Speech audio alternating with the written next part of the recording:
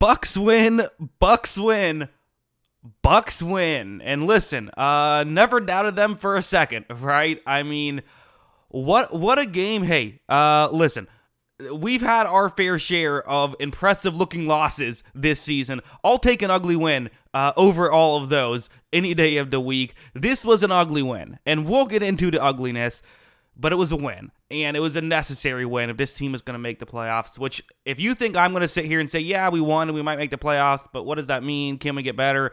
You clearly don't know me. I want to see my team win. I want to see my team make the playoffs, and this is a huge week for that to happen, as there was one team in the NFC South to win this week. The Atlanta Falcons lost, and Kirk Cousins threw 4 interceptions in that game. They're sitting here right now thinking, thank God we drafted a quarterback when we did.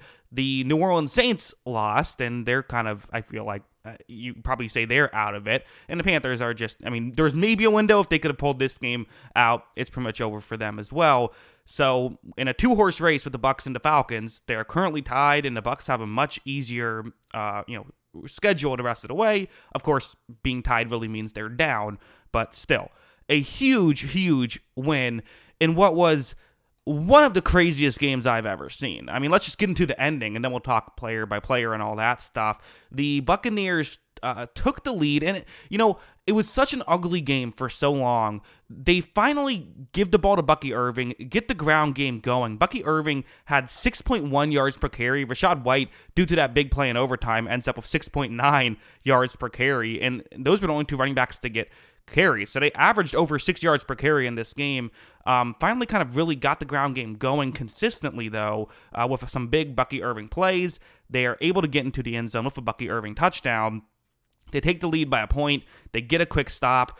They get down to the 2-yard line on a 3rd and 1. Looks like they're going to get another touchdown, and it doesn't go smoothly. I don't really know how else to describe it. I mean, you had, Rachaad White in there, which I don't know why you couldn't put Bucky Irving in, but they put Rachaad White in there. Mark Schlereth, the commentator, said, why are you pulling guys at the goal line? Listen, you can't just do one play, right? But I do kind of agree, especially on a 3rd and 1 where you could consider going for it if you don't get it. Maybe it would have been better to, not do that and just go with a straight-up dive. But it is what it is. Weren't able to get the conversion, had to settle for a 4-point lead. When the Panthers then, they get a drive going, and they're able to drive, the length of the field.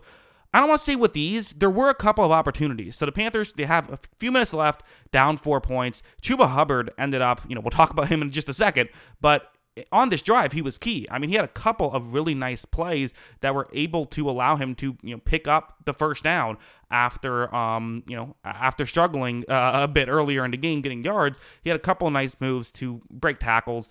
Tampa Bay has to make those tackles. They make those tackles. Maybe this doesn't happen. Bryce Young makes a really nice play at the end there to, give the Panthers the lead, allowing them to go up 3 points. But they scored a little early. With 30 seconds left, I remember thinking, okay, this isn't the worst thing in the world. You still don't feel great about it because even if you score, you have to go to overtime. But and Baker Mayfield was not good in this game. In fact, Baker Mayfield was very bad for most of this game. He was really good in that final drive. And you could tell he was a little bit cautious, I think. Like, he threw a couple of turnovers, and I think he was playing a little bit closer to the vest. He obviously was banged up as well. Maybe he didn't trust his arm as much, but he knew he was going to have to make throws down the stretch. He did exactly that. Mike Evans, listen, I know that we all want Mike Evans to get his 1,000 yards. I don't think we have to go to overtime to make that happen, right? Can we just, I'd rather win in regulation. We don't have to go to overtime, but he was huge. He did get over 100 yards in this game, so he's on pace. He needs to do that for 5 more games, but that helps that for those who are interested. But he was really big down the stretch, and Mayfield made some really, really nice plays, including, I thought, some really good clock management from Todd Bowles. Let's give him credit. The clock management was perfect here. And that was 6 seconds left. I think maybe 2 years ago, Todd Bowles just kicks the field goal there. Here, Todd Bowles says, no, let's get a little closer. We got some time. Let's trust the quarterback. It worked out. So, in saving those timeouts, which Todd Bowles loves to do, really worked out well there. So, got to give him credit. Really nice final drive. Then this game goes to overtime, and we win the toss. Okay, hey, we finally win the toss. And it was funny where The first 2 games, Baker Mayfield was the guy who was out there on the coin toss. Here, they put out the first 2 overtime games, and they lost both of those games. They lost the coin toss both of those times. Here, they put out Levante David to take the coin toss, I guess, try to mix things up, and it worked. So, got to put Levante David out if they go to overtime again this season, obviously. But then it doesn't work out so well. They missed the 55-yard field goal. It was a bad snap. I don't blame it on McLaughlin. He had to hurry it up then because of it. It was going to be hard to make it a 55-yarder from there. Like, I think Harrison Butker in the Super Bowl still made one, like, from that distance with a bad snap, but, like, that's really rare. Usually you're going to miss those.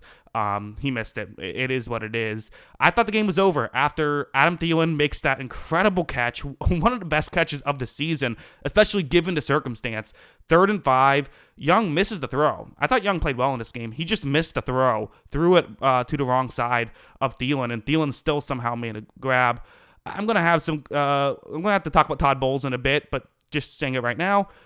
Why in the world? I forget who was on Thielen, but it was not one of our star players. It was one of our depth defensive backs who was on him.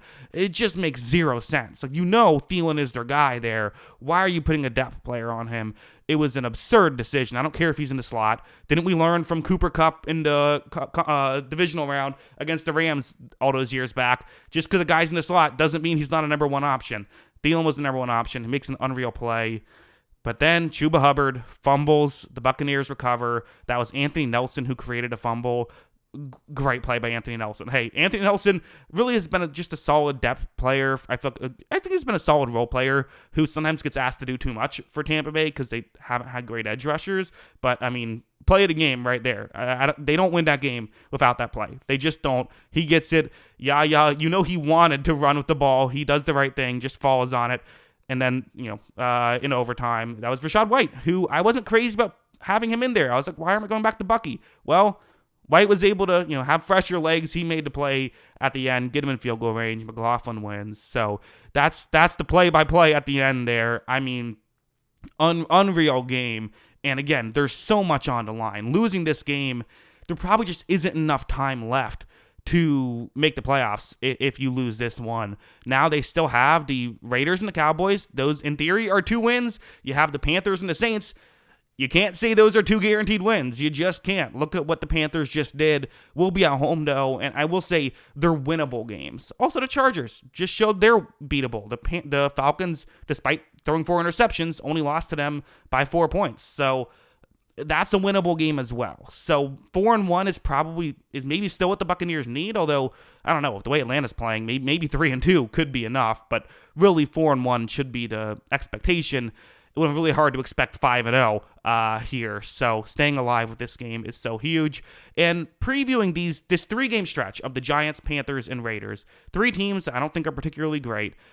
I said on the podcast, the game that worries me the most was the Panthers game. It's a divisional matchup, and not only a divisional matchup, but it's Dave Canales, who, is someone who knows this organization really well, especially Todd Bowles really well. So weird things can happen in divisional games, and also, I just think the Panthers are not the same team that they were at the beginning of the season. I think the Panthers have gotten way better. I've been watching them play. Bryce Young is just a different guy. Bryce Young's like a solid quarterback. I still don't know his ceiling. He did miss a couple throws in this game. He also made a few really good plays, especially extending plays, kind of what we saw in college. So, I don't know.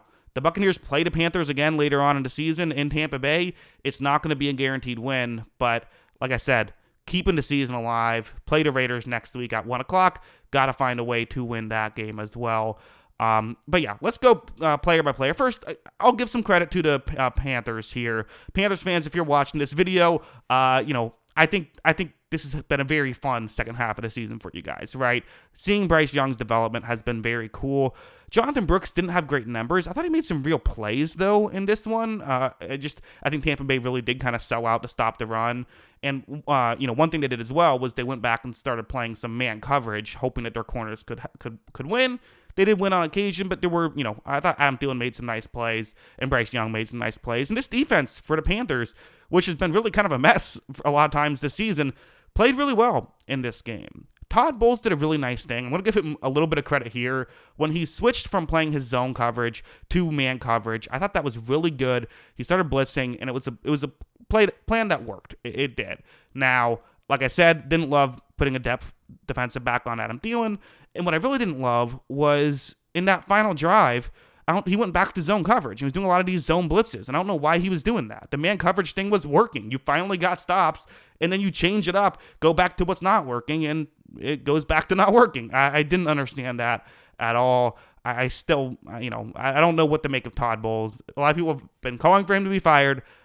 I'm in the camp of let's wait till the season ends, see how things go. I don't think you have to get rid of him, but yeah, there was some tough stuff. This defense is mostly healthy. Yes, there are some injuries up the middle, but the Jordan Whitehead injury stuff. But okay, you're missing your worst linebacker and your worst safety. With all due respect to Whitehead, Winfield's better. That shouldn't be enough to have your defense get lit up the way it does. It just shouldn't. So, no real excuses there. Yeah, got to shout out to a lot of players. Kalijah Kancey made a really nice play. The pass rush still isn't there. It's just Vea and Kancey. You can kind of take away the interior, and if you do that, they just can't win on the outside. But, I thought Christian Izien, despite that bad play early on, really settled down and played a nice game after that. Zion McCollum, who, I was very critical of last year. I'm very glad he is making me eat my words. He's been awesome this year. He's been our best corner. Jamel Dean, the defense looks way better with him out there, right? But, he's still, he's not perfect. He isn't. Zion McCollum basically is. The guy's playing unreal right now. So that's a huge win. And then for the offense, like I said, I did not think Baker played well, and he got injured later on and weirdly played better after that. So maybe Baker just needs to be roughed up a little bit. Maybe he needs they need to let him get sacked on the first play of every game, and then he'll play better. I don't know, but he played better down the stretch. Some really bad turnovers. I guess you should say his first play after the injury was not a very good play. That was a bad interception. I don't know why I didn't run the ball there on 3rd and 1 when you have Baker Mayfield banged up, but they did not, and it did not work out. The other interception, the interception at the end of the half was just a backbreaker. It's 10-10. We're feeling good about ourselves. Let's get in field goal range, kick a field goal, go up 13-10. We get the ball to start the second half. It's such a good situation. And, Cade Otton was open, and he just waits way too long to throw to Cade Otton. I don't know what he was thinking there, because we've only gone for a couple yards anyway at that point. I know it kind of worked when he did it on the other side of the field earlier, literally the play before, but that wasn't a smart decision either. It's part of who Baker is, right? He makes the throws, he takes the chances, he stopped taking chances later on, to his credit, and I think that's what they needed. That's how they were able to get back into the game, and then when he had to take chances, he was able to. This passing attack still is too Mike Evans dependent. It just is, but you know what? Sometimes a Mike Evans dependent offense is still a pretty good offense. Sometimes it's still a passing attack is still pretty good. And Bucky Irving is just amazing, isn't he? He had nearly 200 yards total in this game, over 150 rushing yards, had a touchdown, could have had another if he was in there on the goal line situation. This guy, he had 25 carries in this game. He needs to be doing that every game down the stretch. He should be the offense. Legitimately, he should be the focal point of this offense going forward. So yeah, game ball goes to Bucky Irving with an honorable mention to Anthony Nelson, in my opinion. Nelson made the play of the game. Irving was the player of the game, in my opinion. I trust Baker will play better down the stretch. So hopefully the injury isn't anything that's going to hurt him down the way. So yeah, and Levante David made some nice plays as well. So again, I think the Panthers are a better team than people realize. Still a team you have to win, though. Still a team you have to beat, though, if you're going to make the playoffs.